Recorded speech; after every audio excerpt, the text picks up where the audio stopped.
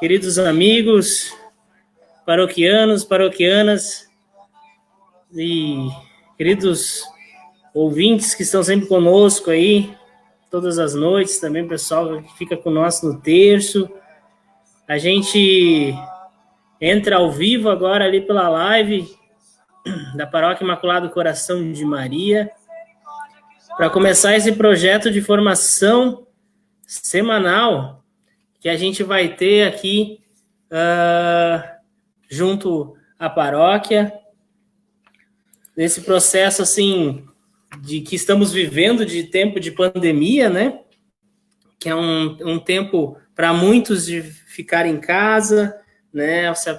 Se aproximar no seu leito, muitos não têm a oportunidade de sair, mas a gente quer promover aqui esse espaço de formação para a comunidade, a formação que é um dos pilares aí da nossa fé cristã, juntamente com a oração, né? E juntamente com a caridade. Então a gente quer, junto com essa proposta, levar até vocês, até a sua casa, tudo que é a nossa fé, né? O que a gente tem, que se atribui à nossa fé, tudo que a gente pode conhecer melhor, conhecer mais, né? Então, nessa linha assim, de aprofundamento da nossa fé, aprofundamento da nossa vida cristã. Então, a gente, para quem não nos conhece, né? Meu nome é Douglas. Meu nome é Bianca. Então, nós fazemos parte do movimento de casais jovens, né? Nós coordenamos este ano o núcleo, e especialmente hoje a gente faz parte também da Pastoral da Comunicação, ali na Paróquia Imaculado Coração de Maria, e também da equipe de liturgia, nesse novo formato aí que a gente está tentando se adequar. E a gente quer hoje iniciar esse projeto, então, que a gente deu o nome de Conforma, né? Só para tentar entender essa abreviação, né? Conforma nada mais é que a abreviação de Comunidade e Informação. Mas o Conforma, ele nos leva a raciocinar o seu termo em si, né? Dar forma, né? Conformar, né? Lembra isso? Então, é exatamente isso, é conformar, nos apropriarmos do conhecimento, do saber da nossa fé, e assim conformar os nossos pensamentos, a nossa linha de raciocínio de aprofundamento da nossa fé. Então, tudo nessa linha, né? Tudo nessa ideia.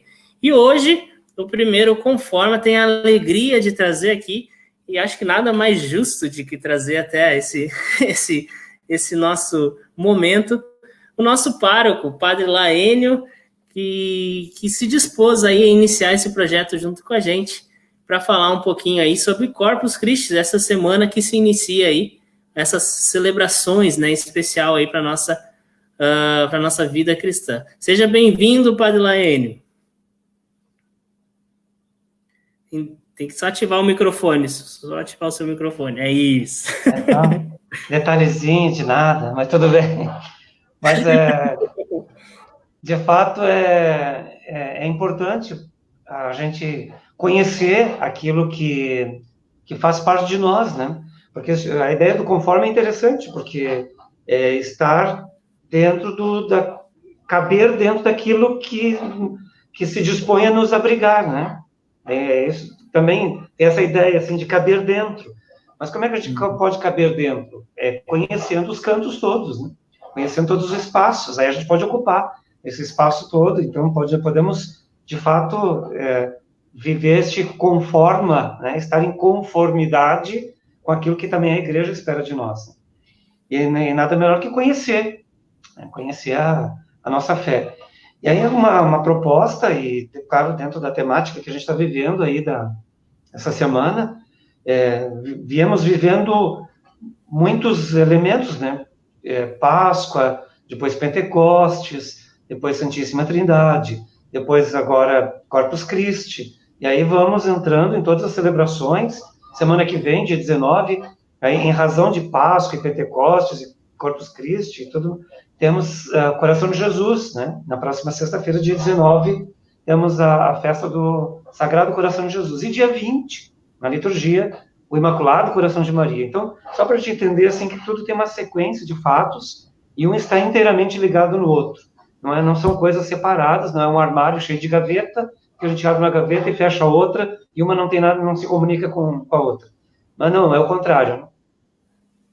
E aí o tema, claro, que foi me apresentado aí para essa semana, e já vésperas, né? Pode ser há algumas horas de celebrarmos o Corpus Christi, essa festa que tem uma razão de ser interessante, assim, porque surgiu de uma necessidade. E isso que eu acho interessante na festa de Corpus Christi. Ela surgiu de uma necessidade. Né? O próprio Senhor foi manifestando isso através de alguns místicos, alguns eventos muito interessantes que foram acontecendo.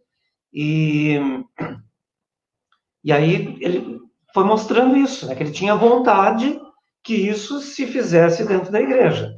Até porque, também por vontade dele, Quinta-feira Santa, ele reuniu os apóstolos e na última refeição, na última ceia, sentado à mesa com os apóstolos, em dado momento ele teve aquele evento que nós celebramos na Quinta-feira Santa.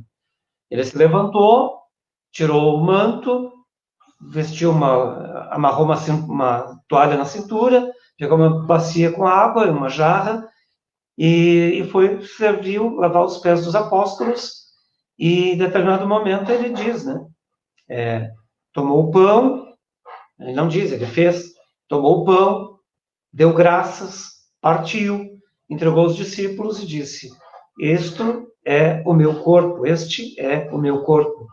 e tomando o cálice, disse, este é o cálice do meu sangue. Então, ele quis fazer isso, ele quis instituir esse sacramento da Eucaristia, e de fato ele realizou, ele aconteceu. Então eu tenho uma preparação aqui, eu fiz assim pensando a forma como eu organizei, para que a gente pudesse ter uma ideia na linha da história, né? Como as coisas foram se desenvolvendo até chegar aqui. Até eu tinha colocado um título que eu nem me lembro qual era, Festa de Corpus Christi, da Idade Média até uma coisa assim. Uma festa medieval para o mundo moderno.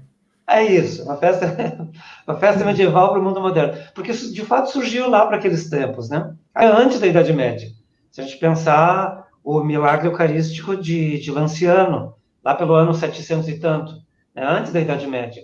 E que está aí visível e é possível visitar até os nossos dias. Pelo menos, por enquanto, eu acho que não, porque a pandemia não está permitindo, né? Isso. Então, eu vou... Então, a apresentação...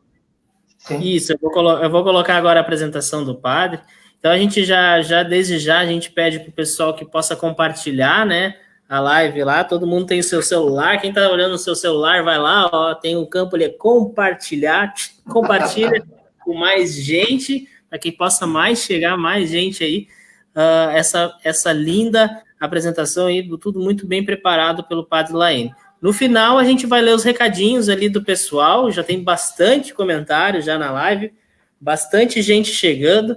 Então, assim, ó, distribui, compartilha nos grupos do WhatsApp, vai divulgando, que é muito importante e muito interessante a gente iniciar esse processo de celebração sabendo e conhecendo o que é. Eu acho que é fundamental isso, né? Então, toda uma programação especial, começando hoje com a formação. Amanhã, às 17 horas, a gente tem a missa presencial, sob agendamento prévio, né, que a gente tem na igreja. E à noite, às 20 horas, a gente tem a adoração ao Santíssimo Sacramento, que vai ser transmitido aqui também na live da paróquia. Padre Laene, então, vou botar a transmissão. Fica à vontade, tá? Eu vou estar aqui nos bastidores, vou sumir por enquanto, mas a gente vai estar por aqui, tá? Pessoal aí, curta, aproveita esse momento. Então, conseguiu apontar lá, apresentar ou não? Agora sim.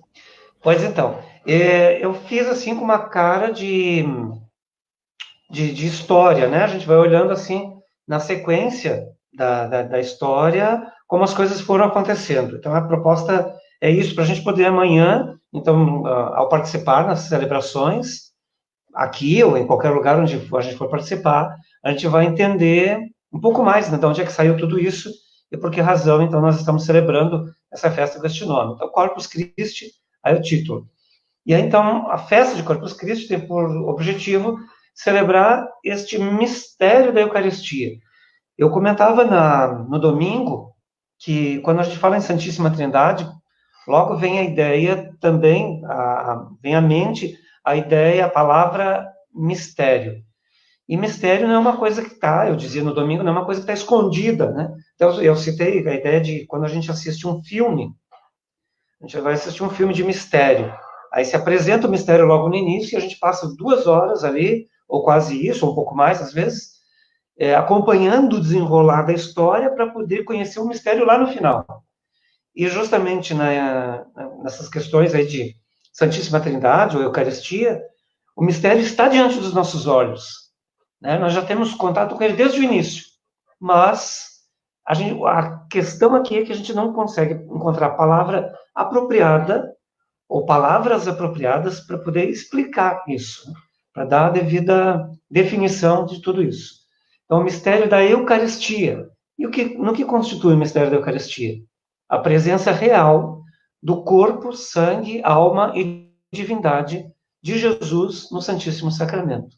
Como é possível conter num pedaço tão pequeno, num fragmento tão delicado, né, da Eucaristia, essa forma como a gente tem da comunhão, a presença real do corpo, sangue, alma e divindade de Jesus?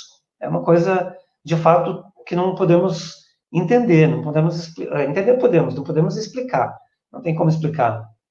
E aí, lembrando, como eu comentei no início, celebra-se na Quinta-feira Santa seguinte ao domingo da Santíssima Trindade. Quinta-feira Santa, a quinta-feira seguinte ao domingo da Santíssima Trindade, em alusão justamente à Quinta-feira Santa, o dia em que Jesus, em torno da mesa, sentou-se e instituiu o sacramento da Eucaristia. Eu coloquei aí uma imagem de Jesus, uma imagem da Idade Média, né?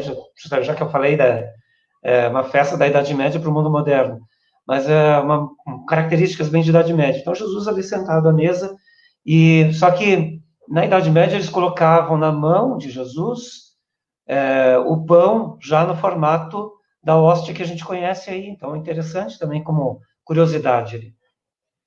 Depois, aí eu vi essa notícia, essa manchete, no Jornal de São Paulo, né, em relação à pandemia.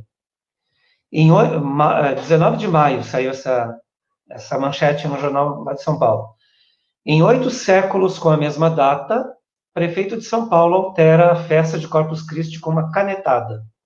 Achei a manchete interessante, porque, na verdade, muitos feriados foram alterados, inclusive o nosso também, né? Parece que até o dia eu acho que foi transferido já. Mas foi transferido o feriado, não a celebração, o que faz toda a diferença.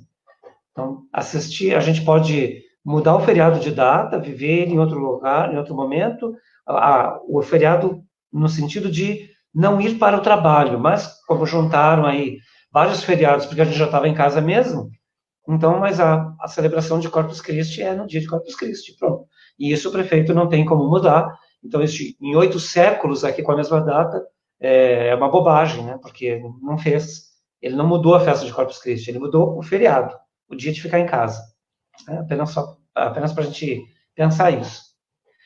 Então, a festa de Corpus Christi, ela começou com o Papa Urbano IV, que é este personagem que está aí agora diante na nossa tela. Opa, aqui.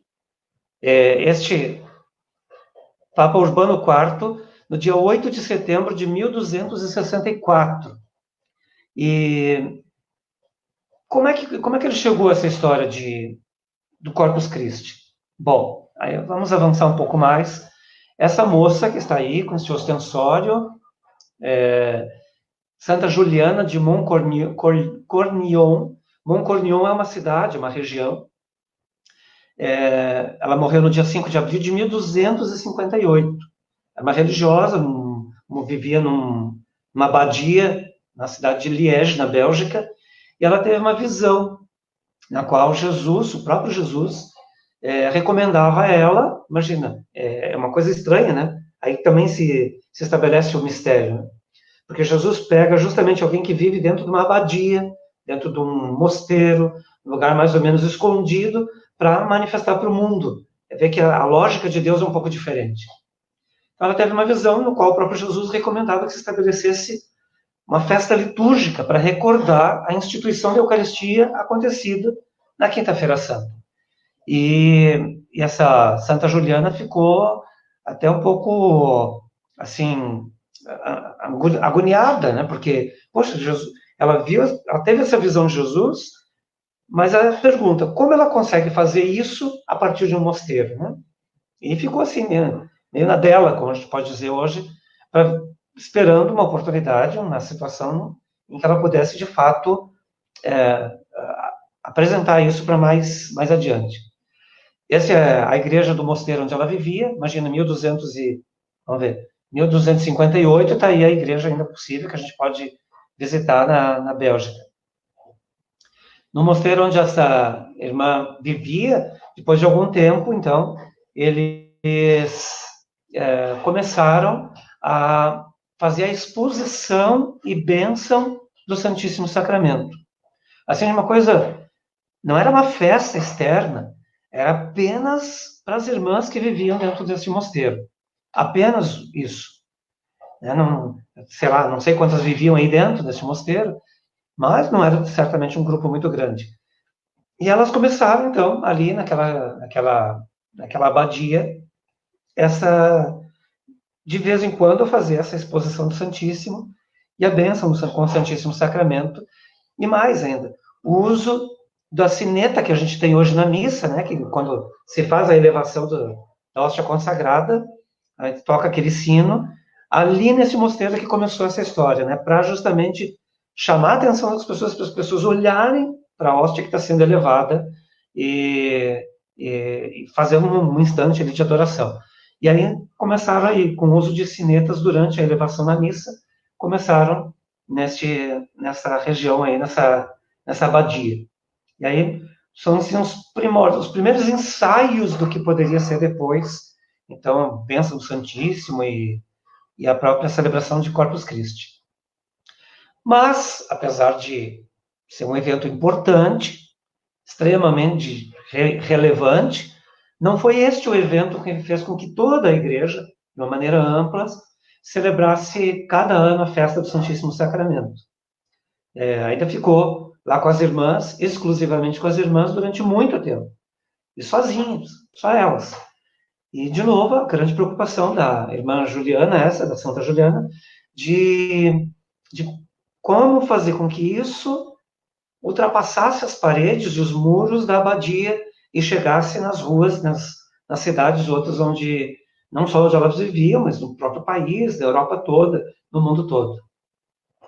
E ela, então, essa Santa Juliana, comunicou essas aparições a Dom Roberto de Tourette, que era, então, bispo de Liege. E também a um outro padre chamado Dominico Hug, que depois se tornou cardeal legado dos Países Baixos, enfim, uma informação extra aqui.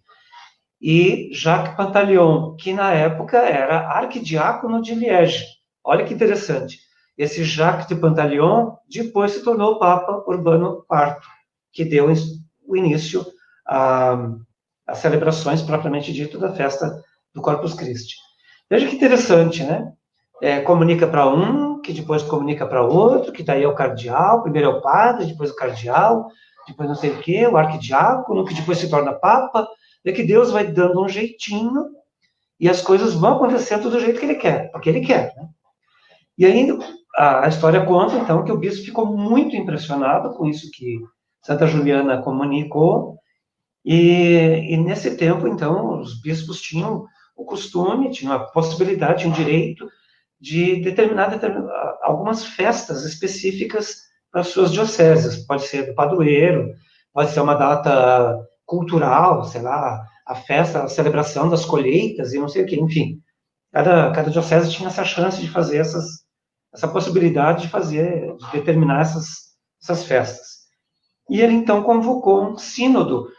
Pensemos que vamos imaginar, né? Eu convido a imaginar, um sínodo naqueles tempos não devia ser assim de multidão, né? Até porque era difícil de comunicar, de convocar, tinha que mandar carta, esperar dias e dias até que as cartas chegassem, tinha que pensar numa data bem lá na frente, para dar tempo que a carta chegasse, que as pessoas se preparassem, fizessem o caminho de viagem para chegar ali, então começava o bendito do sínodo. Então ele convocou um sínodo em 1246 e ordenou que esta celebração a festa do sacramento da Eucaristia fosse feita no ano seguinte. Então, para dar tempo de tudo isso de novo. Né? Agora termina o sínodo, todos os bispos e padres vão de volta para suas cidades, viajam dias e dias, a cavalo, sei lá de que jeito, e daí lá nas suas dioceses, lá nas suas paróquias, lá nas suas cidades, começam a organizar, então, a possibilidade de uma festa. Pensar como é que pode ser isso, né? Então, tinha mais um ano para tudo isso ser feito. Acontece que o Papa Urbano IV, ele tinha a sua corte, o seu palácio papal, na cidade de Orvieto. Aqui também é um detalhe muito interessante. Orvieto, uma cidade que fica um pouco ao norte de Roma, próximo de Roma, não muito próximo, mas é próximo de Roma. E muito pertinho dessa cidade fica a cidade de Bolsena. E em 1263, ou 64, não se sabe exatamente, 63, 64, aconteceu um milagre eucarístico de Bolsena. Essa imagem que está colocada ali do lado tenta retratar o momento em que este milagre aconteceu. Então, o que aconteceu nesse milagre? Um sacerdote, um padre, estava celebrando a missa e ele teve dúvidas. E é interessante isso também. Também no milagre de Lanciano, foi a partir de dúvida do próprio padre. Então, dúvida de que a consagração da hóstia acontecesse de fato a transformação no corpo e no sangue de Jesus. E aí, no momento de partir a hóstia sagrada, ele viu sair dela sangue. Imagina a cara desse padre, né? E enquanto ele estava segurando ela no ar, assim, no ar não, segurando ela logo acima do altar, o sangue pingava de tal maneira, de tal quantidade no corporal, que manchou o corporal, manchou a toalha e manchou o altar. Ficou tudo muito molhado com sangue. O padre guardou tudo aquilo ali, guardou no armário, ficou apavorado. E aí está o sinal, né? Então, hoje ainda se pode ver, está lá nessa igreja de Bolsena. Então, aqui a pedra do altar, com as manchas. Depois, aqui numa outra posição, num outro lugar. Depois, aqui o corporal, todo ele respingado. Né? E o mais interessante é que, apesar de todo esse tempo, tudo isso se mantém, né? Continua aí, dando um testemunho interessante de um evento grandioso que aconteceu lá naqueles tempos. Depois, Padre Pedro de Praga, celebrando a missa na qual se deu este milagre em Bolsena, está aí nessa figurinha, né? Aí. Então, aqui está a hóstia, está uma manchinha vermelha ali, pingado sobre o corporal. Aí está, então, ele celebrando a missa e este evento acontecido. E todo mundo ali olhando de pavor. E essa linda catedral de Bolsena, aí, né? Essa igreja basílica, acho que é uma basílica de Bolsena, onde está guardada a relíquia deste evento aí. O nome desse padre, então, era Pedro de Praga. Praga, provavelmente, é a cidade onde ele veio. Né? Padre Pedro. Aí, então, o Papa Urbano IV, naquele verão, estava justamente ali, em Orvieto, acompanhando justamente quem? São Tomás de Aquino, acompanhando ele, e vários outros teólogos e cardeais puderam ver imediatamente o milagre. Foram lá visitar a Catedral de Bolsena e viram isso com os próprios olhos. e depois de um exame minucioso, segundo aquilo que era possível naquela época, e que se confirma com a história, né, que tudo isso ainda está preservado, o Papa Urbano IV, então, aprovou a autenticidade do milagre e decidiu que o Santíssimo Corpo do Senhor deveria ser adorado através de uma festa particular e exclusiva. Então, aí tem uma figura também, uma imagem, de uma procissão saindo da Catedral de Bolsena, coberto com aquele palio, né, aquela cobertura ali, até a fumaça do incenso aparece ali um pouco, né, debaixo do palio.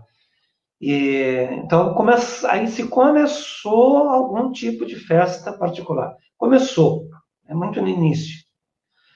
Em seguida, segundo alguns biógrafos, o Papa Urbano IV encarregou dois santos, dois homens que estão aí nessas figuras. São Boaventura, que é esse que está embaixo, e São Tomás de Aquino, que está de cima, para escreverem a liturgia de uma missa e cantos apropriados também para essa festa do corpo e sangue de Cristo. Aí, os dois foram lá fazer as suas composições, escrever os seus textos e tal, e na data marcada, os dois foram apresentar para o Papa o escrito lá, e quando começou com Tomás de Aquino. Quando Tomás de Aquino apresentou, o Papa leu em voz alta o hino que São Tomás de Aquino escreveu. Conta-se a história, né, que São Boaventura achou tão bom, achou tão perfeito, que pegou o papel que ele tinha, escrito dele, e começou a rasgar todo em pedacinho, para não concorrer com o de São Tomás de Aquino, que tinha, na opinião dele, sido o melhor. E aí, bom, de duas opções, ficou só o de São Tomás, né? Ninguém ficou nem sabendo o que São Boaventura escreveu. E um famoso, imagina quando isso, né? 1264. Importante isso. Qual foi o hino que São Tomás escreveu? Este aí. Será que alguém seria capaz de reconhecer este hino? Será que seria possível alguém conseguir? Certamente muita gente conhece, né? Tantum ergo sacramentum veneremur senui. E aí vai, já reconhecemos certamente, né? Então, o Sublime Sacramento está nas paradas de sucesso até os dias de hoje. Né? A gente pode dizer que é perfeito, ele é excelente para essa festa. Foi escrito para essa festa, não foi uma encomenda do Papa para essa festa. Então, os textos e cânticos compostos por São Tomás de Aquino são usados até hoje, na festa de Corpus Christi, nas bênçãos do Santíssimo, a oração também, que o padre diz, né? Senhor Jesus Cristo, nesse admirável sacramento, nos deixastes o memorial da vossa paixão, dai-nos venerar com tão grande amor o mistério do vosso corpo e do vosso sangue, que possamos colher continuamente os frutos da vossa redenção. Vós que sois Deus com o Pai, na unidade do Espírito Santo. Esses textos são de São Tomás de Aquino, que continuam aí tão perfeitos, tão utilizados, ninguém conseguiu achar nada melhor do que aquilo para fazer até os dias de hoje. Né? A música tão Sublime Sacramento, tão cantada até hoje nas adorações do Santíssimo, é uma parte da grande composição de São Tomás de Aquino, chamada Laudatio Salvatorem, ou Louva, ó Sião, o Salvador. É uma liturgia feita para o louvor e adoração do Santíssimo. O Santo Padre, o Papa, então, movido pelo prodígio e por petição de vários bispos, fez com que a festa de Corpus Christi se estendesse, então, por toda a Igreja, por meio de uma bula, que é um documento do Papa, chamada Transiturus, de 8 de setembro do ano de 1264. E fixou essa data, a data do Corpus Christi, para a quinta-feira depois da oitava de Pentecostes. Né? Então, ou seja, a oitava de Pentecostes é o domingo seguinte, Pentecostes, que celebramos Santíssima Trindade, A quinta-feira seguinte, então, é a quinta-feira do Corpus Christi. E neste documento, neste Transiturus, o Papa, então, concede indulgências a todos que participarem da Santa Missa naquele dia, com adoração e tal, e bênção, como é típico da liturgia dessa festa. Então, quem vai participar, portanto, da Missa de Corpus Christi, pode receber indulgências, né? Pode receber muitas indulgências. Mas aí uma curiosidade, não foi ainda dessa vez que a festa foi assumida por toda a Igreja. Porque o Papa Urbano IV, ele morreu em outubro daquele mesmo ano. Morreu no dia 2 de outubro de 1264. Urbano IV é esse de cima, esse aí que está de vermelho. Né, que viveu tudo isso, que viu o milagre de Bolsena, que imagina tudo isso, né, esse Papa aí.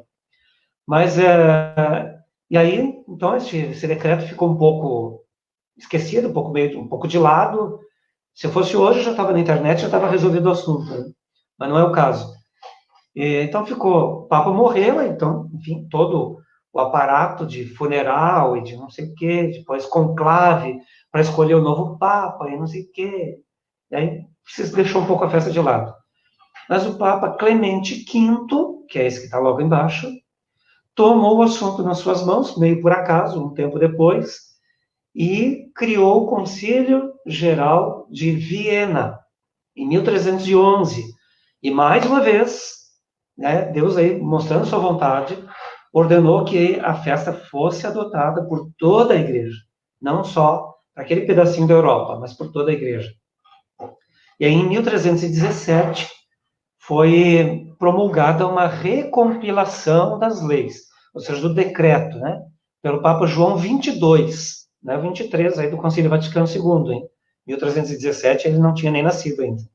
Então, o Papa João 22, em 1317, então, mandou que se organizasse de novo toda a liturgia, que se fizesse uma revisão, tudo, já aí, imagina, praticamente um século depois. E assim a festa foi, de fato, estendida por toda a Igreja. Como curiosidade extra, nenhum dos decretos, nem lá do Urbano IV, nem do Clemente, nem do anterior a esse aí, chegou a se falar em procissão.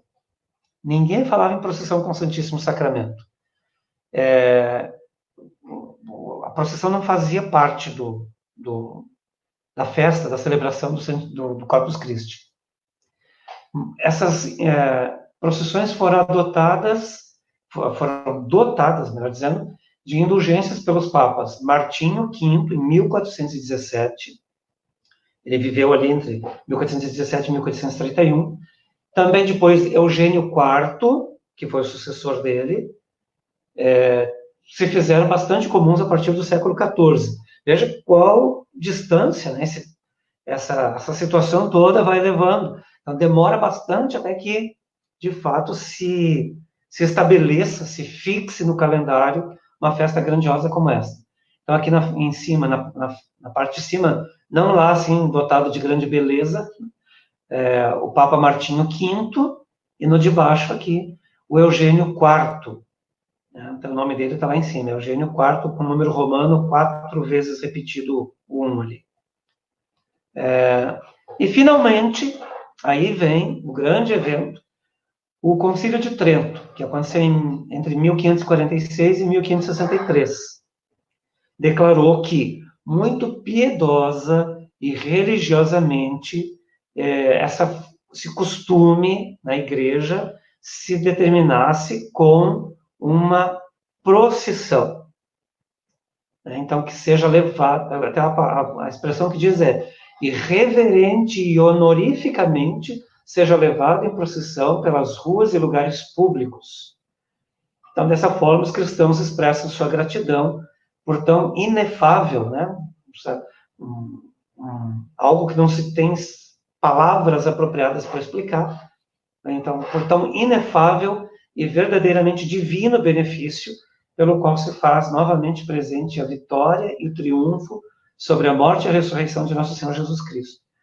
Porque ao celebrar a festa de Corpus Christi, nós vivemos de novo a Páscoa, né? De novo a Quinta-feira Santa. Só que na Quinta-feira Santa, a gente tem que se dar conta de uma coisa. A instituição da Eucaristia se dá antes da Páscoa. Antes da paixão, morte e ressurreição de Jesus. E no Corpus Christi, né, no segundo semestre, que é o que nós vamos viver agora, acontece no ambiente de Páscoa. Né? Já de Páscoa, já tendo paixão, morte e ressurreição de Jesus, os 40 dias que Jesus esteve ainda, depois da sua ascensão, depois a vinda do Espírito Santo, depois a Santíssima Trindade. Então, tudo isso já é o que nós temos no segundo semestre, na festa de Corpus Christi, já é um evento eminentemente pascal, no qual, de novo, né, se celebra novamente a vitória e o triunfo sobre a morte e ressurreição de nosso Senhor Jesus Cristo, mas já dentro de um ambiente, já dentro de um espaço, de um cenário pascal.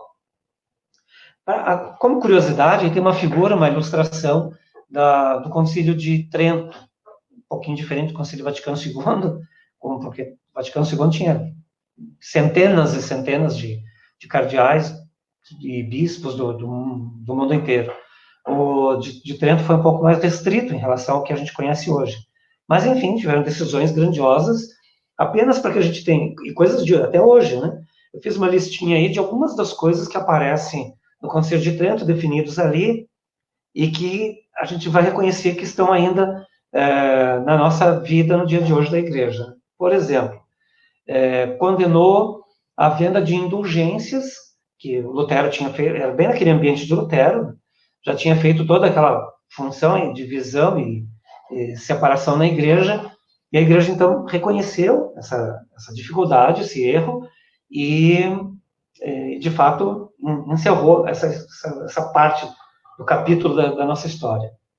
Depois, condenou a intervenção de príncipes nos negócios da Igreja, os governantes, né, dos países, então, que tinham influência na Igreja, e aí o Concílio de Trento condenou essa intervenção. Então, eles não se metem mais nas coisas da Igreja. Condenou a doutrina protestante da justificação apenas pela fé, e reafirmou que a salvação é feita pela fé e também pelas obras, né? Eu acho, se não me engano, a carta de São Tiago que diz, né, que se não é possível a gente ser reconhecido, a minha fé como tal, ela pode ser reconhecida pelas obras que eu realizo, né, como um resultado da fé que eu tenho. Que a missa deve ser ressaltada em sua importância na liturgia. Então, a liturgia, a gente pensa em tudo aquilo que a Igreja realiza, né, todas as celebrações, e então a missa é o lugar central de todos os tipos de celebração, de qualquer tipo de liturgia que a Igreja possa ter ao longo do ano. Ainda confirmou cultos aos santos, à Virgem Maria e também às relíquias. Reativou o Tribunal do Santo Ofício, que fazia essa análise, né, das coisas, se eram de fé ou se eram contra a fé. Eles faziam, então, esse tribunal tinha essa tarefa. Reafirmou a doutrina da infalibilidade papal, do pecado original, a existência do purgatório, os 7 sacramentos, imagina, Concílio de Trento, 1500 e tanto.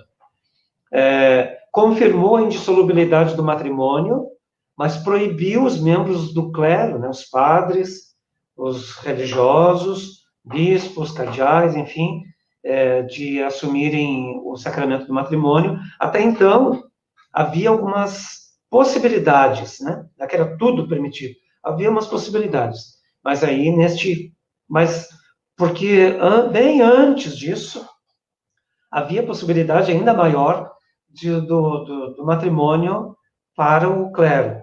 Ocorre que o tempo foi passando e o clero foi já assumindo mais uma condição de celibato. E aí, então, no Concílio de Trento se confirmou isso que já estava mais amplo na Igreja. Então, proibiu para os membros do clero o matrimônio, mas confirmou o celibato clerical. Criou seminários para formar os padres. Até então, quem quisesse ser padre ia morar numa paróquia, ia conviver com o padre e aprender com ele, né? Então, o Concílio de Trento definiu determinados lugares com formadores específicos para poder, então, formar padres com mais qualidade, eles poderem, então, desempenhar melhor a função, não só aprender do outro, copiar o que o outro já fazia.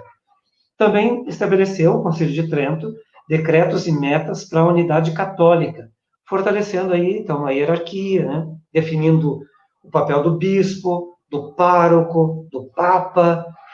Para ter uma ideia também, até então, o bispo poderia morar em Roma, o bispo de Porto Alegre poderia morar em Roma, mas a partir do concílio esse, não. O bispo tem que morar na diocese do qual ele é a titular. O padre podia morar em qualquer outro lugar, e de vez em quando ir lá atender a sua paróquia. Aí, quando o concílio, não. O pároco tem que morar na paróquia, ele não pode morar em outro lugar. Tem que morar dentro do território paroquial. Então, veja como tem umas coisas assim interessantes ao longo da história, né, que a gente não sabe a origem e que faz toda a diferença na nossa vida de cristãos, de católicos. Depois, aqui, vamos voltar, eu vou fazer uma listagem, uma apresentação de alguns milagres eucarísticos, né? Então, alguns que aconteceram ao longo da história e que também deixaram marcas, deixaram sinais. Se não me engano, são 10, eu não vou apresentar os 10, mas são 10 os milagres eucarísticos registrados na nossa história, os mais importantes, assim. Há outros e tal, mas em estudos ainda, em análise, não definidos como tal. Então, por exemplo, Lanciano, né, o milagre de Lanciano, esse que é o mais conhecido de todos, né, que a gente pode ver aqui dentro do ostensório, essa borda branca é a hóstia consagrada, e a parte do meio dela se tornou, então, carne. E séculos depois, foi permitido que um cientista, então, tirasse um pedaço dessa carne para analisar, saber do que se trata, séculos depois, hein? Sem qualquer tipo de recipiente adequado, e o médico, então, constatou que se trata de fibras do miocárdio, né, fibras do coração. Então, é interessante, o coração de Jesus, de olhar assim. Ano 700. Depois temos Orvieto, Bolsena, que eu já mencionei, em 1263, que seria, propriamente dito, assim, o início das festas de Corpus Christi. Depois tem este, que é de Ferrara, em março de 1171. 4 padres estavam celebrando a missa da Páscoa, a missa da Vigília Pascal. E também, durante a missa, ao partir, não sei se alguém tinha dúvidas, né? Mas ao partir a hóstia, o que é muito impressionante, que ao partir a hóstia, ela não só pingava sobre o altar, mas jorrava o sangue para todos os lados. E o que nós temos nessa imagem aqui é uma parte do teto da igreja onde respingou também, onde foi jorrado para lá, para o teto da igreja. Imagina isso, né? Que situação é essa? Depois, tem Ofida, na Itália, é um pedaço de madeira. Como é que foi? É uma telha. Uma mulher que roubou a hóstia numa missa, porque ela queria fazer uma bruxaria para o marido dela, que ela estava desconfiada que estava traindo. E ela, então, foi consultar uma bruxa lá, uma feiticeira, sei lá que nome dá, e essa mulher disse para ela que ela que ela faria o feitiço para o marido voltar a ser fiel, mas que a mulher precisava roubar uma hóstia consagrada na missa. E a mulher foi na missa, e na hora da comunhão, então, ela escondeu na roupa, assim, e levou para casa. E aí ela, quando chegou em casa, ela percebeu que a roupa onde ela tinha colocado a hóstia estava manchada de sangue. E ela achou que era dela mesma. Ela foi ver, não tinha machucado nela mesmo, que viu a hóstia estava manchada de sangue. Ela guardou, então, dentro de um depósito, escondeu, na verdade, e depois contou para o marido, e aí o marido foi ver, meses depois, e estava lá a hóstia ainda, com sangue, do mesmo jeito, ainda úmido, e ele ficou muito assustado, e resolveram então juntar e levar tudo para o padre. Então aqui nesse relicário, nessa cruz relicário, tem um pedaço dessa telha. Temos também milagre eucarístico de Santarém, tem que olhar no outro lugar, porque tem uma tarja aqui na minha frente. Milagre eucarístico de Santarém, em Portugal, que é esse que está nesse relicário aí também. Também, fato semelhante a isso, nós temos aqui Sena, a mesma cidade lá da Santa Rita, né, Cássia, em 1330, o padre foi chamado para levar comunhão para um doente, e o padre estava um pouco com pressa. Vê que situação, né? E ele, então, não quis, digamos, perder tempo indo lá na igreja, pegar uma teca, pegar um corporal e fazer tudo direitinho, como convém que se faça. E o padre fez o seguinte, abriu o sacrário e botou dentro do livro de orações dele a hóstia consagrada. Né? Botou assim dentro do livro de orações a hóstia consagrada. E fechou o livro e levou para o doente, foi visitar o doente. Quando chegou lá, ao abrir o livro, ele viu que estava completamente ensanguentada a página do livro, do breviário. E aí, então, ali naquele relicário está o pedaço da página, este com um pedaço com a mancha de sangue. Depois tem Stich, na Alemanha, em 1970. Quase nossos dias. 1970. Este milagre eucarístico na Alemanha. Depois, tem este de cima aí, que podemos olhar o seguinte, em Salt Lake City, nos Estados Unidos, em 2015. Essa situação foi interessante também, porque o padre foi dar a comunhão para alguém, e sei lá por que razão, não me lembro bem, a hóstia caiu, ou veio alguém e avisar que a pessoa não tinha condição de receber a hóstia, uma coisa assim. E daí foi tirado, né? A pessoa teve que cuspir a hóstia fora, a comunhão, e o padre então recolheu e colocou dentro de um... Porque acontece isso, assim, se por acaso, sei lá, por algum descuido, por alguma situação, o padre está dando a comunhão e cai no chão, alguém pisa em cima, ela não vai ser consumida, né? Não vai entregar para o próximo da fila. Acontece, então, a gente coloca dentro de um recipiente com água, deixa aí que a hóstia própria, que ela é trigo e água, né? Então, o material é simples. Então, deixa dentro de um copo com água para que se desmanche, né? Aí pronto, deixa de ser hóstia, né? Aí se torna diluído ali no líquido. E então o padre colocou na água e guardou num lugar para poder, até que ela se desmanchasse. Só que passaram 2 dias, 3 dias, 4 dias, e ele foi lá olhar, ela não tinha se desmanchado. E além de não ter se desmanchado, começou a aparecer este sinal vermelho, como está aí, como sangue, né? E aí ficou, o padre guardou de novo no armário, vamos ver se isso desmancha, como é que fica. Semanas e semanas depois, estava do mesmo jeito e continuando com o mesmo aspecto que está aí, que a gente está vendo até agora. E depois ele apresentou para o bispo resolveu então levar para a catedral onde ele atuava, para continuar observando, e está lá, né, nessa cidade de Salt Lake City, nos Estados Unidos. Até parece que a igreja foi elevada à categoria de basílica por conter um milagre eucarístico. Porque não há explicação, né? Ao fazer teste disso, exame disso, se constatou que de fato é sangue. E o padre percebeu, na mão dele não tinha machucado nenhum, então na mão dele não é. Né? Então, sem explicação. E aí, este que está aqui, eu coloquei separado, embora fora da sequência de data, milagre eucarístico de Buenos Aires, acontecido em 1996, quando ainda o Jorge Mário Bergoglio ainda era bispo de Buenos Aires, o Papa Francisco. E aconteceu isso. A hóstia também se transformou desse jeito como a gente está vendo aí dentro da teca, E também o padre guardou, ficou meio assustado, sem saber o que fazer. Depois de algum tempo mostrou para o bispo, que então era o atual Papa Francisco, e aí ficou reservado, se esperando para ver. Durante um bom tempo guardado, aí ninguém sabia o que fazer. Mostraram, então, enviaram para um laboratório, sem dizer do que se tratava, um fragmento.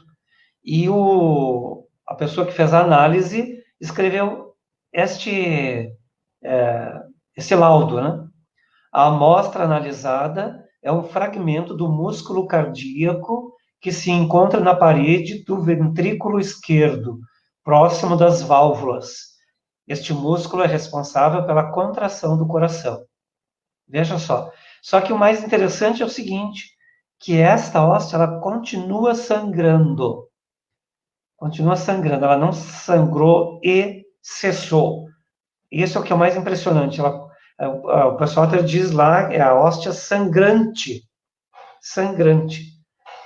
E este doutor Zugib respondeu, depois de saber de que se trata de uma hóstia, né? Hóstia consagrada, como e por que uma hóstia consagrada ela pode mudar o seu caráter e se tornar carne e sangue humano vivos, né? Se torna aí um mistério para a ciência, né? Um mistério totalmente além da competência da ciência. A ciência não consegue explicar, simplesmente é um mistério, é um milagre e pronto. Não tem o que dizer mais a respeito disso, simplesmente está aí, é o que está. Então, faz a gente pensar, ou pelo menos me faz pensar, que muita gente pede sinais, né? Muita gente pede sinais.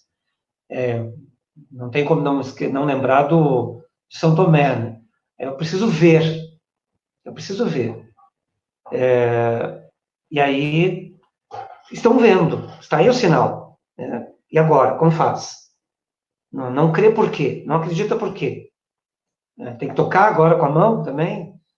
Os sinais estão aí e a ciência confirma. Né? Eu coloquei aqui, nessa outra tela, o Tantum Ergum, ou tão sublime sacramento, que nós cantamos nas adorações e também vamos cantar amanhã na liturgia de Corpus Christi, logo depois da comunhão. Coloquei aqui uma imagem de pão, queijo, vinho, né? Alimentos. Minha ideia era colocar aí, apenas ter essa figura de alimentos. E aí, então, no texto diz o seguinte, né? Tão sublime sacramento, tão elevado, né? Sublime também é isso. Ergum, né? Aquilo que é colocado para cima. Tão sublime sacramento, adoremos, então uma ordem, um convite, adoremos neste altar. Pois o Antigo Testamento deu ao Novo seu lugar. Antigo Testamento. Por que fala em Testamento e Novo Testamento? No Antigo Testamento temos o maná do deserto, né, que é prefiguração da Eucaristia. Então, o Antigo Testamento deu ao Novo seu lugar. Lá, o maná foi um sinal importantíssimo para o povo hebreu. Mas agora, para nós, já não. Por quê? Porque Jesus transformou o pão em seu próprio corpo e o vinho em seu próprio sangue. Então, agora, o Antigo Testamento, o sinal do Antigo Testamento, o maná, já não é mais sinal importante para nós. É importante para a história, sim, mas como artigo de fé, o novo é o melhor de todos, né? Porque é o corpo e o sangue de Cristo. E aí, a frase é a seguinte, olha São Tomás, né? Se dá conta de escrever um negócio desse e com melodia, com poesia, para que a gente possa cantar. Venha a fé por suplemento, os sentidos completar. É suplemento, aquilo que é extra, né? Então, venha a fé completar os sentidos. O que os sentidos dizem? Pão e vinho. O que a fé diz? Corpo e sangue de Cristo. Então, como suplemento, completando os sentidos, a fé vem completar, vem nos assistir, né? Então, o que os sentidos dizem? Pão e vinho. O que o sentido na boca diz a hóstia? Pão. né? Sabor de trigo. Se a gente bebe do cálice, vinho. Mas o que a fé me diz? Ultrapassa o limite do sentido, né? Não é a boca que diz o que é, não são os olhos que dizem o que é, não é o olfato que diz o que é, mas é a fé que diz o que é. Depois, na segunda estrofe, que na verdade não é a segunda, né? A gente que canta só essas duas. Mas na outra estrofe, o hino diz: ao eterno Pai cantemos, e a Jesus, o Salvador. Ao Espírito exaltemos, na Trindade eterno amor. Ao Deus uno e trino, demos a alegria do louvor. Pensa assim, né?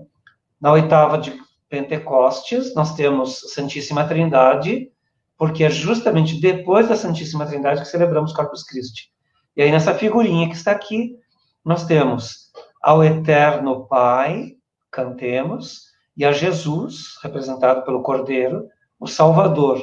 Ao Espírito exaltemos, que está aqui na direita, na Trindade, eterno amor. Né? Ao Deus uno e trino, demos a alegria do louvor. Que coisa, né? A gente precisa parar e pensar e ler para poder se dar conta daquilo que a gente costuma cantar nas celebrações. A gente, de fato, não presta muita atenção naquilo que diz. Né? É interessante, a gente precisa se dar conta disso. Uma frase de Dom Bosco, que eu li anteontem, eu acho que foi. Até eu publiquei, eu acho que hoje, publiquei na página aqui do Facebook da paróquia. Dom Bosco diz: quereis que o Senhor vos dê graças? Visitai-o muitas vezes no sacrário. Quereis que ele vos dê poucas graças? Visitai-o raramente. Quereis que o demônio fuja de vós? Visitai a Jesus muitas vezes. Quereis ser vencidos pelo demônio? Deixai de visitar Jesus sacramentado. Olha só, e até ele nem fala de ver a hóstia consagrada, né? É visitar o sacrário. Ele já se contenta com isso, visitar o sacrário. Não precisa nem abrir o sacrário. Olha que interessante. Depois, aí aqui já partindo para uma parte, que interessante essa expressão, partindo para o final já da ideia aqui, a adoração eucarística, então, faz parte da liturgia católica. Faz parte, né? Desde lá, de 1200 e tantos, depois confirmado nos outros concílios e reuniões e decretos e normas e instruções, a adoração eucarística faz parte da espiritualidade católica. É reconhecer Jesus presente na Eucaristia, porque ele mesmo afirmou: isto é o meu corpo, este é o cálice do meu sangue, que será derramado por vós e por todos. Quando Jesus diz: isto é o meu corpo, é o meu corpo, é o meu sangue, ele está dizendo: este sou eu. Né? Você diz: meu corpo e meu sangue, eu posso apontar aqui, né? Este aqui é meu corpo e meu sangue. Então, quem é esse aqui? Sou eu, inteiro. Então, quando Jesus diz: isso é o meu corpo, isso é o meu sangue, ele está dizendo: isso aqui sou eu inteiro. Eu estou aqui inteiro. Então, é bom a gente se dar conta disso, né? Pensar também na liturgia do Sagrado Coração de Jesus, que é 8 dias depois de Corpus Christi. Desculpe. Também está inteiramente ligado com a adoração eucarística. Naquela época, o sacrário ficava no altar. E Margarida Maria Alacoque estava em adoração eucarística. Estava adorando Jesus sobre o altar, no sacrário. E Jesus aparece para ela. Né? Aparece para ela e começa a revelar todo o mistério do seu amor, representado aí pelo coração. Coração como sede. Um coração externo. Um coração que é possível ver porque não cabe dentro do corpo.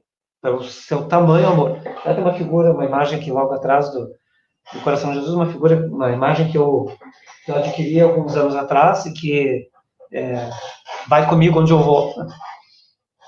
Então, nessa imagem, é isso, né? Jesus que diz, este é o coração que tanto ama a humanidade.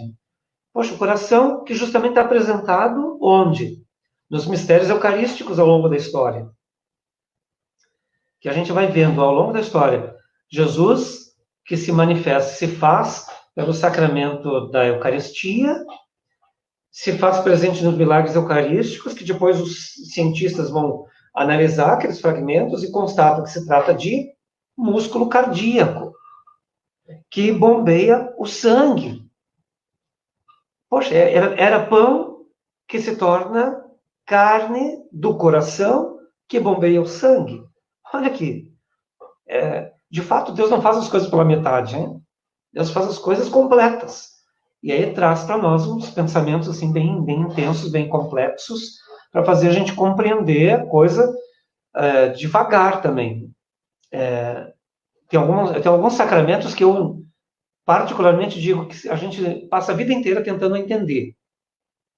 Porque Deus é tão bom que nos faz entender aos poucos. Porque se nós entendêssemos de um fato de uma vez só, certamente morreríamos. Eu tenho absoluta certeza disso. A Eucaristia é um sacramento que eu vejo assim que a gente vai entendendo aos poucos e devagar.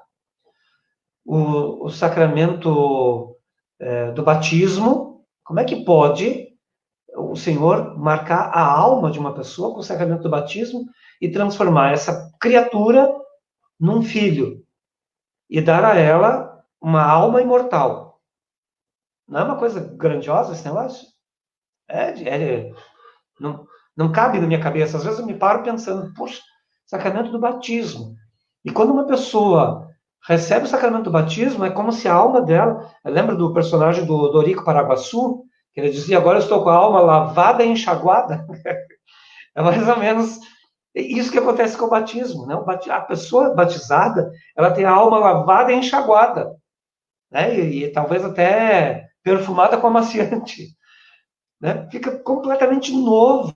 Aquilo que era uma figura, um ser humano imperfeito, agora tem tudo para ser perfeito, porque depois o pecado, ao longo da vida, vai nos estragando, mas o outro sacramento vai nos consertando de novo, que é o sacramento da penitência.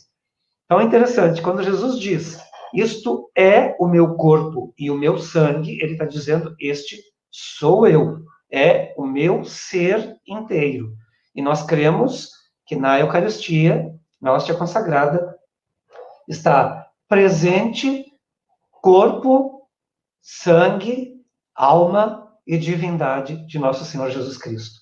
Não é só uma coisa, é tudo, é completo, né? É completinho. Deixa eu ver aqui, qual a próxima tela que eu tenho aqui. Ainda mais, né? Jesus afirmou, eu sou o pão da vida. Eu sou o pão da vida. Olha que coisa. Quem dele comer não mais morrerá. Quero relatar uma situação hoje, acontecida hoje, agora há pouco. Tinha missa. E aí, com essa história da gente ter que fazer o agendamento, tinha 14 pessoas marcadas para participar da missa. E não chegou a ter 14, de fato não teve. Né? Talvez por causa da chuva, enfim, mas não é problema. E as pessoas não respondiam, né? A gente percebia assim que as pessoas que não, uma boa parte ali, não tinha a menor noção do que era a comunhão, o que era a missa e tal. E aí eu perguntei, né? Eu comentei na hora da comunhão que quem fosse comungar, então que permanecesse em pé, que eu iria fazer a distribuição no banco, como tenho feito nas missas presenciais, mesmo do final de semana. E aí, para minha surpresa, vários deles ficaram em pé. E quando eu fui dar comunhão, eles não sabiam nem o que fazer, né? Se pegar assim, como faz. Aí eu apresentei o corpo de Cristo. Aí faziam assim, amém. Dizia bem assim, ó, amém. Aí eles respondiam, amém. Aí tá, dava na mão. Aí ficavam me olhando. Eu disse, tá, tira a máscara agora e comunga. E continuava me olhando. Tira a máscara e põe na boca. Tá, bom. Então, talvez um pouco de exagero da minha parte, que se me permitem assim, mas com um pouco de licença para dizer isso, que eu não estou afirmando, eu estou supondo, né? Não perguntei para ninguém, mas talvez ali hoje alguém deve ter feito sua primeira comunhão, que nunca deve ter visto o que é uma Eucaristia, nunca viu uma hóstia consagrada, pela cara que fizeram, pela reação diante daquilo tudo ali, sei lá, não sei. Mas eu achei meio estranho. Assim. Até comentei com o Gabriel, que estava participando da missa ali, que está também nos assistindo, que a impressão que dá quando eu celebro algumas missas desse tipo é que eu passei aquele tempo da missa ali, empurrando um caminhão carregado com o freio de mão puxado, lombo acima. É um enorme esforço, um cansaço que não causou diferença nenhuma, não causou efeito nenhum. Mas, enfim, né, celebramos. Que seja, talvez, um elemento primeiro, assim, um passo primeiro para que essas pessoas que participaram, que tiveram a chance de participar hoje, consigam pensar, né, perceber que, puxa, eu estou longe de tudo isso, né? Eu preciso aprender mais a respeito disso, eu preciso conhecer mais a respeito disso. Então, depois da missa, fica essa minha prece, para que as pessoas que participaram de tudo isso conseguissem dar um passo além, né, e mais adiante. Eu sou o pão vivo descido do céu. Quem comer deste pão viverá eternamente. Eu sou o pão vivo descido do céu. É isso. Isso é a Eucaristia. Pensar que eu costumo, eu gosto de dizer para as crianças, para os jovens que estão se preparando para a primeira Eucaristia, eu gosto de perguntar, né, para as crianças, eu gosto muito de fazer perguntas para as crianças. Uma vez perguntei assim, que tamanho que é que tu era quando nasceu? Aí ela fez bem assim, era assim, era desse tamanho. Eu disse, como é que ficou desse tamanho que está aí hoje? Ela disse, porque eu cresci. Perfeito. E por que cresceu? O que fez com que crescesse? Né? Qual foi o material usado para fazer o teu crescimento? Aí ela disse, a comida que eu como. Disse, ótimo, perfeito, as respostas estão excelentes.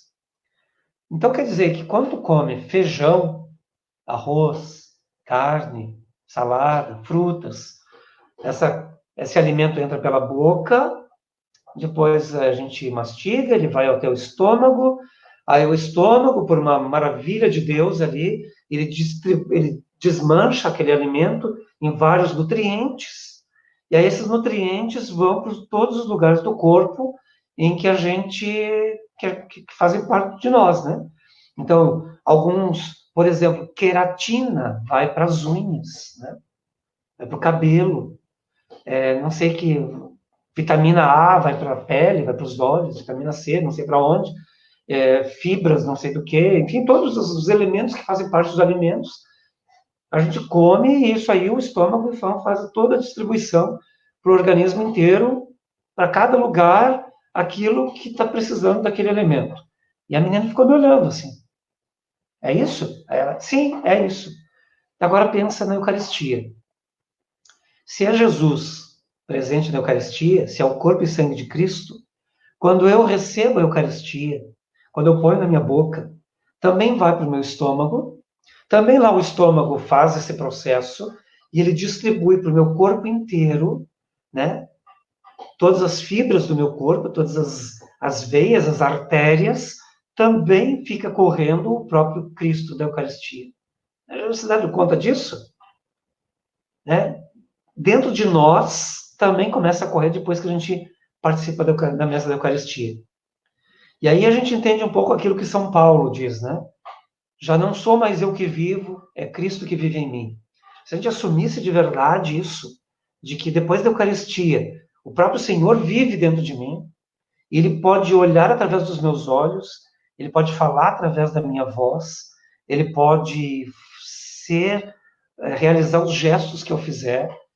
Eu preciso pensar um pouco, né? Pensar muito, aliás, sobre que atitudes eu tenho tido, como eu tenho sido depois da Eucaristia.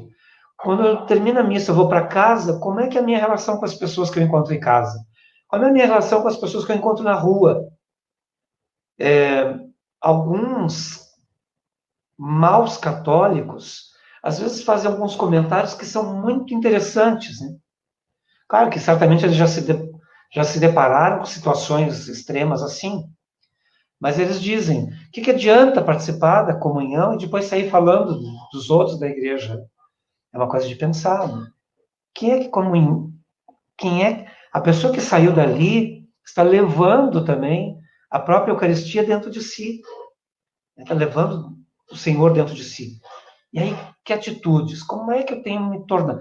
A Eucaristia tem que me tornar mais santo. A Eucaristia tem que me tornar mais puro. Tem que me tornar mais perfeito. Né? Ela é combustível para isso. E aí a gente tem que pensar, tem que repensar bastante a respeito disso, de que efeito a participação na missa tem causado em mim. Tem me tornado melhor? Eu tenho me tornado um ser humano melhor? Ou eu simplesmente tenho me tornado me permita aqui de novo, uma palavra tosca, né? Ou eu tenho me tornado apenas um depósito de hóstias? Né? O que eu tenho sido? Tomo aqui também uma experiência que eu tive quando trabalhei em TAPES. Lá em TAPES tinha um grupo de pastoral de casais de segunda união. Não, ou seja, casados pela igreja, que depois, por situações da vida, acabaram se separando e formaram famílias novas. Né? O cara não casaram, e daí, não, mesmo participando da igreja, faziam parte da equipe de liturgia, faziam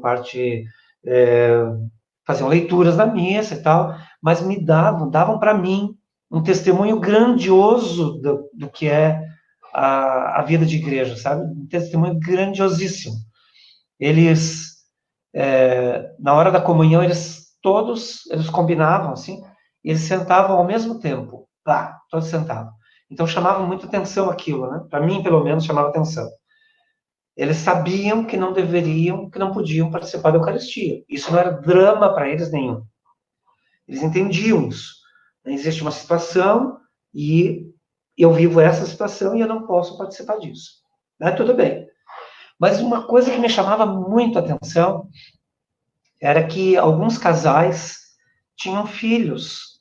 E esses filhos iam para a comunhão, né? Porque tinham feito a primeira Eucaristia, enfim, crianças, jovens, adolescentes, que tinham feito a primeira Eucaristia. Então as crianças iam na fila da comunhão, lá recebiam a comunhão, e os pais, daí no banco, afastavam um pouquinho do outro e a criança sentava no meio. E pai e mãe abraçavam o filho ali. Olha, eu vou dizer para vocês que algumas vezes eu tive que me segurar para não chorar. Porque era isso, né? O que eles estavam fazendo ali? Estavam abraçando o seu filho que tinha acabado de comungar e que eles sabiam da presença real de Jesus na Eucaristia, e o que eles estavam fazendo? Se aproximando o máximo possível. E isso era grandioso, era um testemunho imenso de fé para toda a comunidade. Era incrível aquilo. De fato, era incrível. Então, apenas para a gente se dar conta disso, né? Um testemunho aí. No momento de adoração eucarística, o que a gente precisa fazer? Nada. Efetivamente, nada. No momento de adoração eucarística, basta reconhecer a presença do Senhor e aproveitar essa presença. A gente não precisa se preocupar muito em textos, não sei o quê, o que eu tenho que pensar agora, o que eu tenho que dizer para Jesus. Não diga nada, não diga nada. Se tiver uma prece para fazer, faça, mas não se preocupe de ocupar todo o tempo de adoração com um monte de blá blá blá dentro da cabeça. Não. Apenas, eu botei ali, né? Basta ir eliminando da mente os pensamentos e ir esvaziando a mente com muitos pensamentos e deixar que o Senhor vá ocupando esse espaço. E aí o resultado não é outro senão paz de espírito. A gente pode... Quem conduz o momento de adoração pode motivar com um canto, uma antífona que vai repetir 2, 3, 4 vezes. Esse hino eucarístico que nós acabamos de ouvir, tão sublime sacramento, hóstia branca no altar consagrada, enfim, há vários, né? Ou um texto bíblico, por exemplo, esses aí que eu citei aqui também, eu sou o pão da vida, tomar e comer, isto é meu corpo, né? Primeira carta aos Coríntios, que São Paulo retoma isso aí também, né? Diz: o que eu aprendi é o que eu também ensino. Que Jesus tomou o pão, deu graças, partiu, entregou, disse: este é o meu corpo. Né? Então, São Paulo, é interessante pegar de São Paulo aí, do que o relato lá do Evangelho, porque de fato é isso, né? O que ele recebeu, ele também transmite. É a tradição, a catequese sendo enviada, realizada com precisão daquilo que foi aprendido. E aí, ali na tela eu também coloquei. Eventualmente, alguém estimula com algum texto bíblico, ou mesmo um canto, o aroma do incenso, o movimento da chama das velas, tudo isso ajuda a gente a entrar no clima. E a imagem que eu coloquei ali, achei perfeita, né? Um menino, uma criança, olhando de uma maneira muito intensa para a hóstia consagrada exposta no ostensório. Então, uma imagem que eu achei muito bonita. Este fulano de tal, Thomas Carlyle, que eu não sei, nunca ouvi falar na minha vida, confesso que eu nunca tinha ouvido falar dessa criatura, botou tem uma frase que eu achei maravilhosa, diz o seguinte: o homem que não tem o hábito de adorar não passa de um par de óculos por trás do qual não há olhos. Olha que interessante.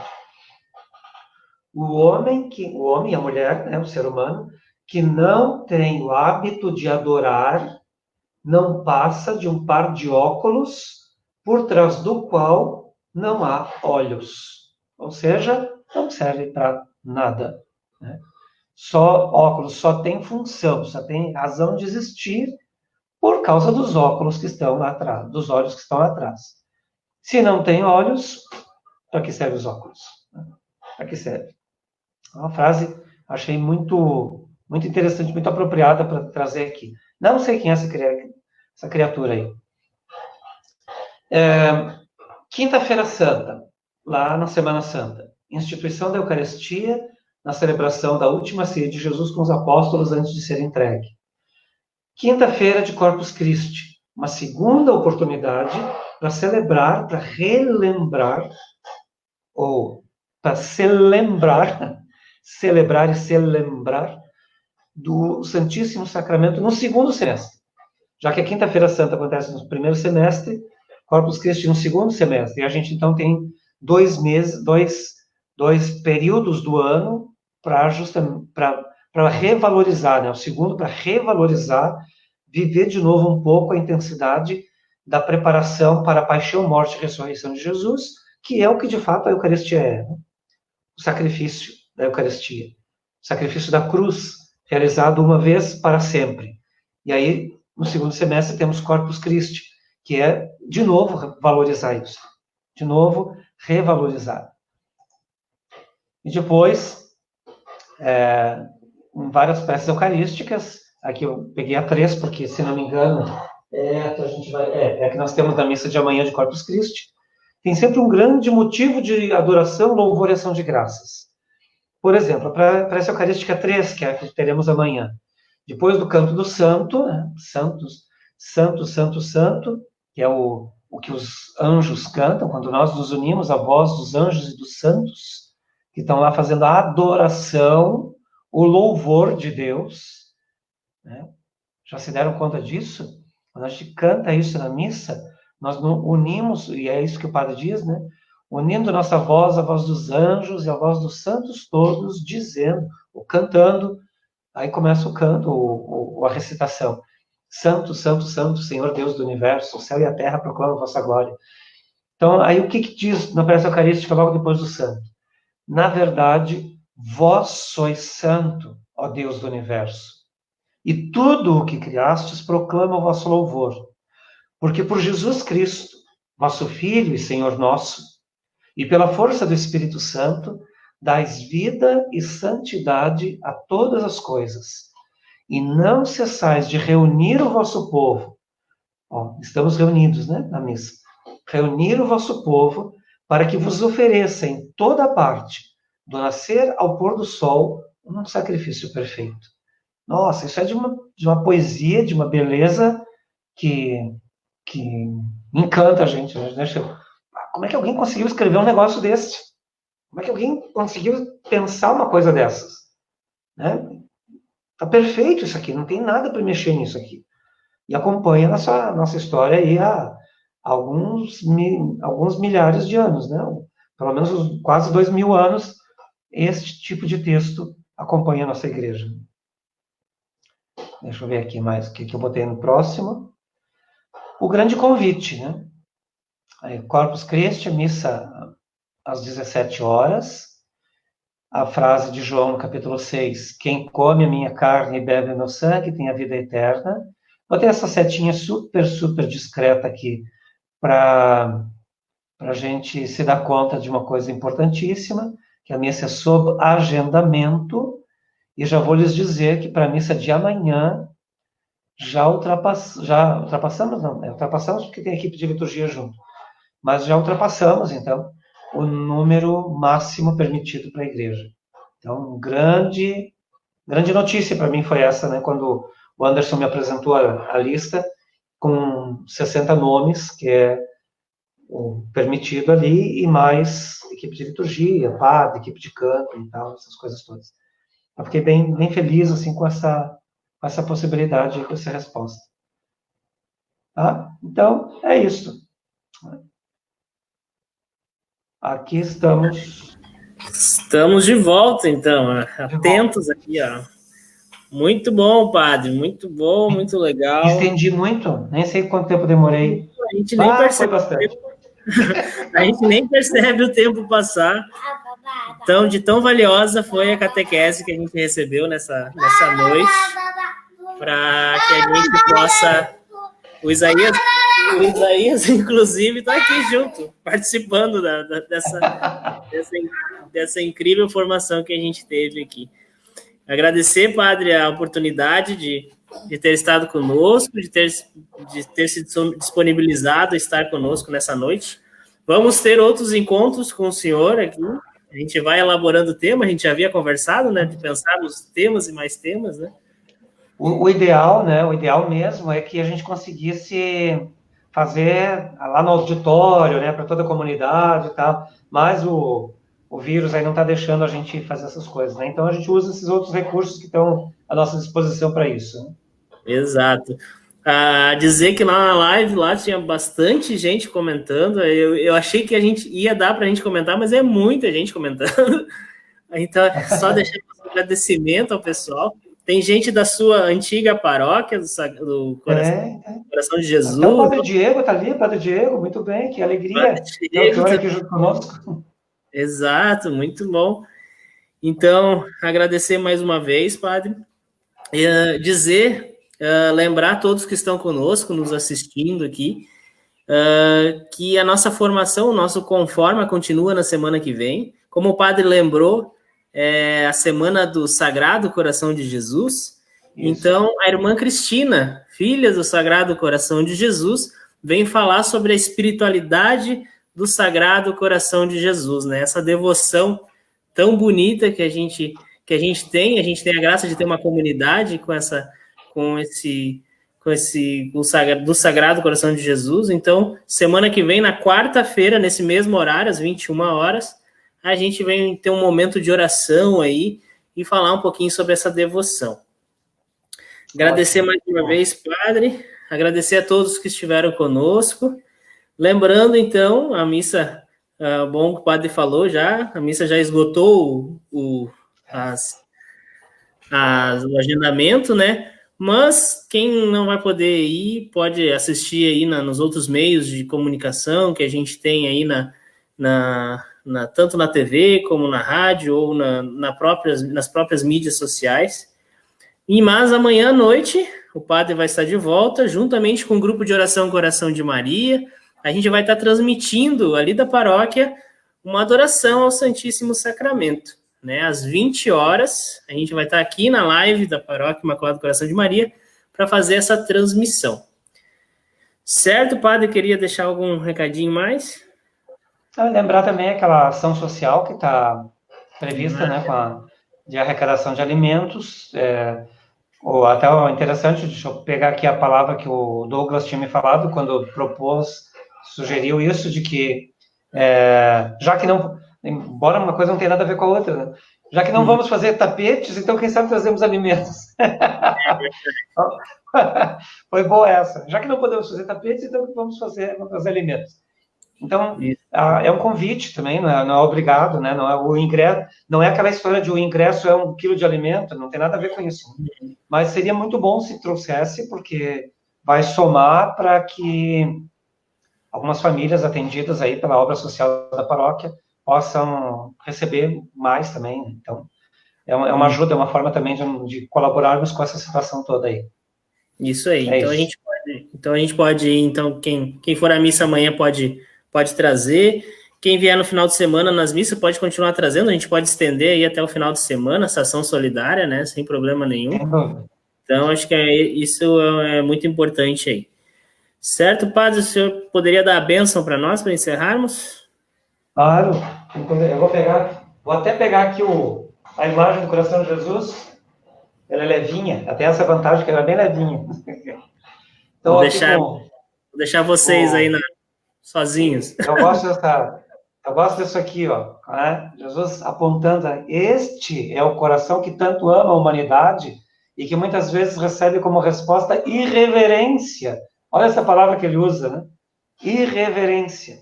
Então, que desça sobre todos a bênção de Deus, que é todo-poderoso, Pai, Filho e Espírito Santo. Amém. É uma boa celebração de Corpus Christi para todos, tanto de casa como quem for participar em alguma comunidade presencialmente. Muito bem. Louvado seja nosso Senhor Jesus Cristo. Para sempre seja louvado. Muito boa noite a todos. Nos vemos na semana que vem aqui com o segundo Conforma e amanhã na adoração eucarística ao Santíssimo Sacramento. Tchau, pessoal. Muito bem. Tchau.